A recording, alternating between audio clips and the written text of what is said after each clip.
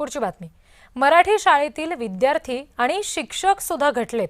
मराठी शाळा वाचवण्यासाठी खेडमध्ये उपोषण करण्यात आलं. डॉक्टर अजित भोसले यांनी बेमुदत उपोषण सुरू केलंय. पंचायत समिती कार्यालयाच्या समोरच ते उपोषण करतात. राज्यात प्राथमिक आणि माध्यमिक शाळांमधील विद्यार्थी संख्या घटत असल्याचं कारण देत अनेक शाळांमधील शिक्षकांची संख्या कमी केली जाते. मात्र त्यामुळे विद्यार्थ्यांच्या शिक्षणावर विपरीत परिणाम होत असल्याचा आरोप करून खेड तालुक्यातील तिसंगी गावचे सुपुत्र डॉक्टर अजित भोसले यांनी पंचायत समिती कार्यालयाच्या समोर बेमुदत उपोषण सुरू केलंय.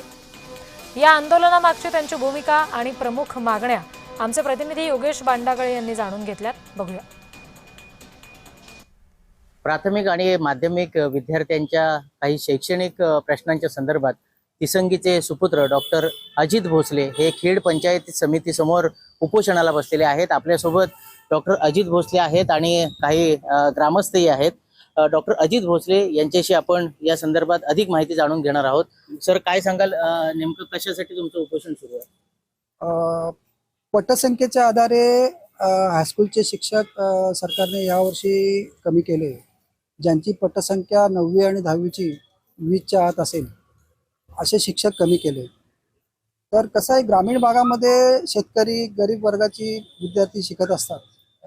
आज जर त्यांना जवळपास जर हायस्कूल नसेल तर ते शिक्षणापासून वंचित राहतील.